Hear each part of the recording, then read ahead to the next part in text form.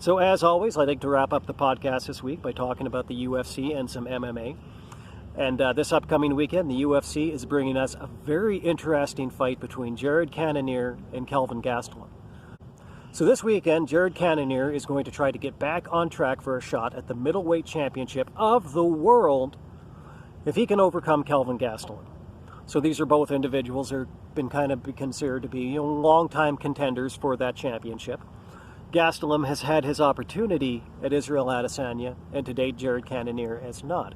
And Jared Cannonier does seem to be the contender that Israel Adesanya has expressed a preference for. And he is also one of those competitors that has lost to Robert Whittaker, notwithstanding.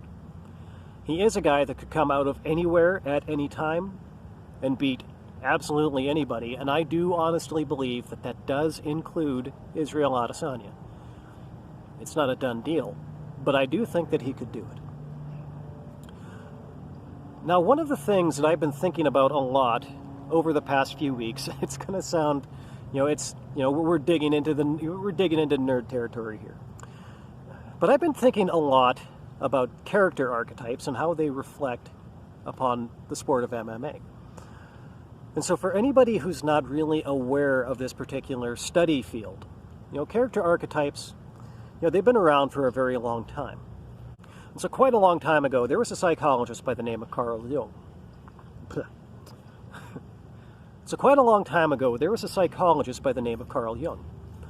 And one of the things that Carl Jung believed was that he had kind of looked at the various mythologies and stories that were popular amongst different cultures around the world. And one thing that he had noticed was that a lot of these different character archetypes, they were commonplace amongst most, if not all, cultures. And he had kind of reached this conclusion that honestly I do believe is kind of flawed, but he basically argued that there was something in what he called, the collective unconscious, of human beings that led us to kind of organize the world within the construct of these archetypes.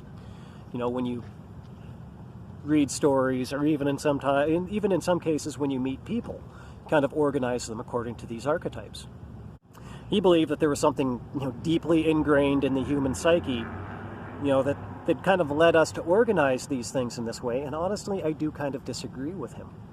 I think that basically it is so deeply ingrained, in the common culture, amongst pretty much all human cultures, that it would literally appear to be something, that was, deeply psychologically ingrained in humanity as a whole. But the simple fact of the matter is that we're talking about things that have risen in different cultures over thousands of years. And one thing that cultures have done, throughout history is interact with one another. And 1,000 years is a very long time. And so there's a long way that those particular ideas, these different archetypes, could spread. And I think it's a matter so simple as that. But I mean, to actually look at all the different MMA fighters and kind of examine them and find, these archetypes amongst them, has actually become kind of a very fascinating one.